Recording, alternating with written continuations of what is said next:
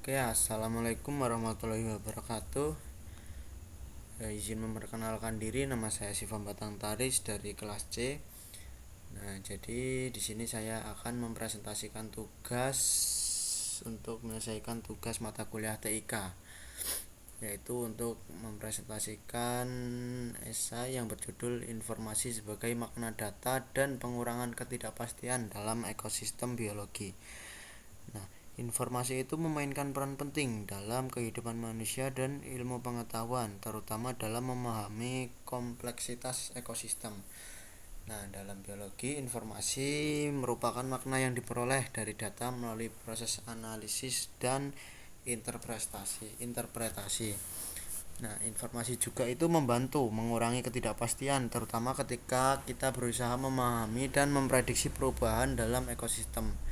Nah, pada kesempatan kali ini akan menjelaskan mengenai konsep informasi sebagai makna data dan sebagai alat untuk mengurangi ketidakpastian dengan contoh-contoh nyata dalam ruang lingkup ekosistem biologi. Yang pertama itu informasi sebagai makna data dalam ekosistem.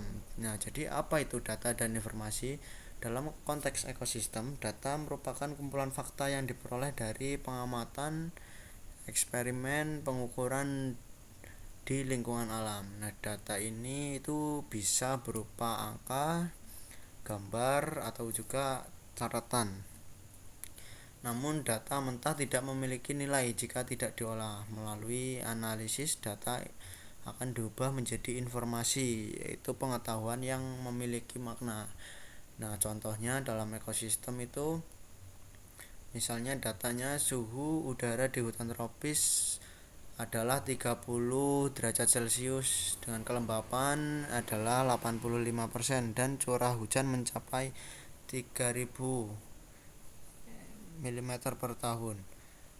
Nah, lalu jika diolah itu akan menjadikan informasi, yaitu hutan tropis memiliki iklim lembab yang ideal untuk mendukung keanekaragaman hayati yang tinggi.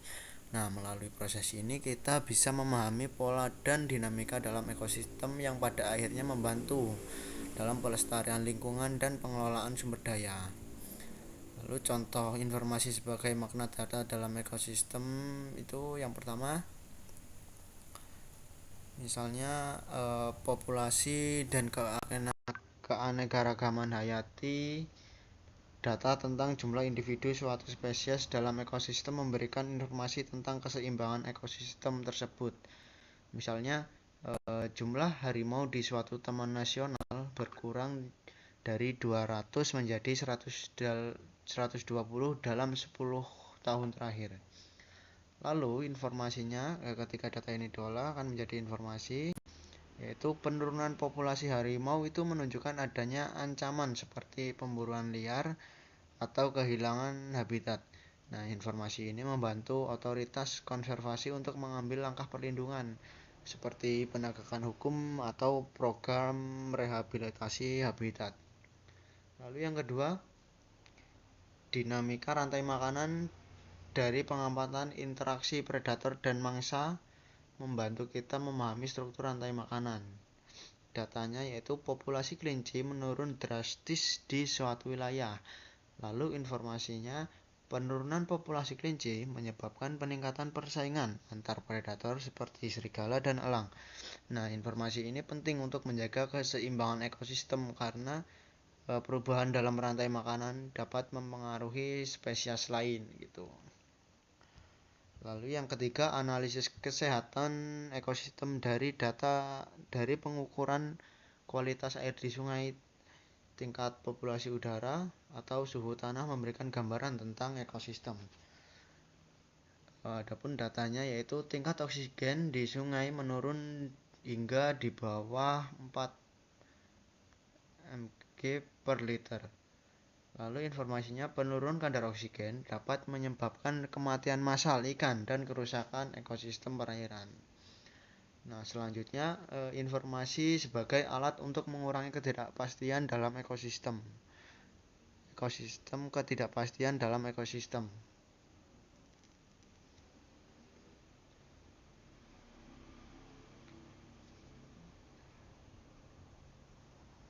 Nah, ini informasi sebagai alat mengurangi ketidakpastian dalam ekosistem. Lalu ketidakpastian dalam ekosistem. Ekosistem adalah sistem yang sangat kompleks di mana setiap komponen mulai dari organisme hingga faktor abiotik saling terhubung. Ketidakpastian sering muncul karena interaksi yang dinamis dan sulit diprediksi. Contohnya itu bagaimana perubahan iklim mengurangi pola migrasi burung, lalu apa dampak deforestasi terhadap populasi spesies tertentu, dan lalu bagaimana populasi mempengaruhi rantai makanan. Nah, informasi yang diperoleh dari data informasi yang diperoleh dari data membantu menjawab pertanyaan-pertanyaan ini sehingga ketidakpastian dapat diminimalkan. Nah, contoh informasi untuk mengurangi ketidakpastian dalam ekosistem itu yang pertama, pengelolaan populasi satwa liar. Ketidakpastian sering muncul saat mengelola populasi spesies yang terancam punah. Misalnya itu berapa jumlah spesies yang cukup untuk mempertahankan populasi mereka. Nah, dari datanya, perhitungan menunjukkan bahwa populasi burung cendrawasih di suatu habitat adalah 500 ekor dengan tingkat reproduksi 2 ekor per tahun. Lalu informasinya, untuk mempertahankan populasi cendrawasih, habitat harus dilindungi dari deforestasi dan pemburuan liar. Harus dilarang. Dilindungi. Nah, informasi ini itu digunakan oleh konservasionis untuk membuat kebijakan pelestarian. Lalu selanjutnya ada perubahan iklim dan ekosistem. Salah satu tantangan terbesar dalam ekosistem adalah ketidakpastian yang disebabkan oleh perubahan iklim. Data tentang suhu, curah hujan, dan konsentrasi gas rumah kaca memberikan informasi yang penting.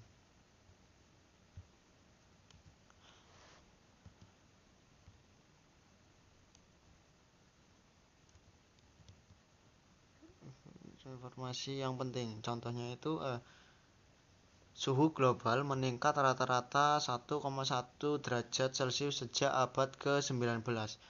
Lalu informasinya, perubahan suhu global mempengaruhi ekosistem seperti menyebabkan pencairan es di kutub dan naiknya permukaan laut. Nah, dengan informasi ini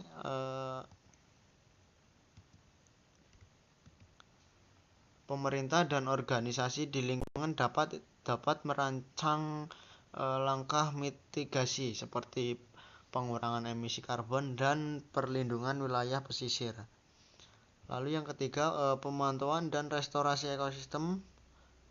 Nah, jadi restorasi ekosistem seperti penanaman kembali hutan atau rehabilitasi terumbu karang seringkali menghadapi ketidakpastian tentang keberhasilannya. Nah, data dari pengamatan membantu mengurangi ketidakpastian ini.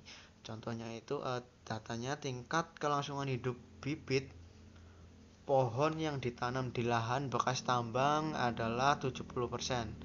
Lalu informasinya, diperlukan jenis pohon tertentu dan perawatan tambahan untuk meningkatkan keberhasilan restorasi. Nah, lalu yang selanjutnya, teknologi untuk mengolah data menjadi informasi. Pengolahan data menjadi informasi yang berguna membutuhkan teknologi. Nah, dalam ekosistem biologi, teknologi berikut sangat berperan. Yang pertama itu satelit dan penginderaan jauh. Data dari satelit itu membantu memantau deforestasi atau perubahan tutupan lahan dan pola migrasi hewan. Nah, informasi ini digunakan untuk melindungi keanekaragaman hayati. Lalu yang selanjutnya ada bioinformatika. Nah, dalam konteks mikroba, bioinformatika itu sering digunakan untuk menganalisis data DNA mikroorganisme. Nah, informasi ini membantu memahami peran mikroba dalam siklus karbon dan nitrogen. Lalu selanjutnya sensor lingkungan.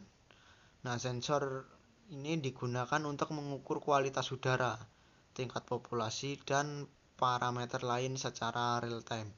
Informasi ini membantu deteksi dini masalah lingkungan. Nah, lalu yang selanjutnya ada AI dan machine learning. Nah, teknologi ini membantu menganalisis data yang kompleks seperti pola cuaca atau hubungan antar spesies untuk menghasilkan informasi yang relevan. Nah, lalu kesimpulannya itu informasi dalam ekosistem biologi merupakan hasil dari pengolahan data yang memberikan makna dan mengurangi ketidakpastian.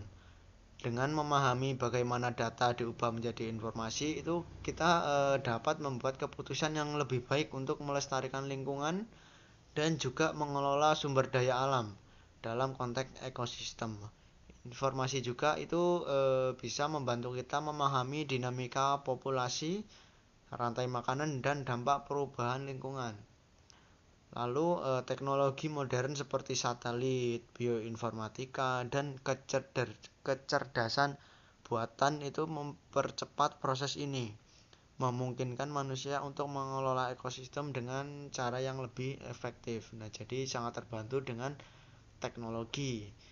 Nah, melalui pendekatan berbasis informasi, ketidakpastian dalam ekosistem dapat diminimalkan dan juga memberikan peluang yang lebih besar untuk melestarikan keanekaragaman hayati di planet ini. Nah, itu saja sekian presentasi dari hasil saya. Kurang lebihnya saya mohon maaf. Saya akhiri. Wassalamualaikum warahmatullahi wabarakatuh.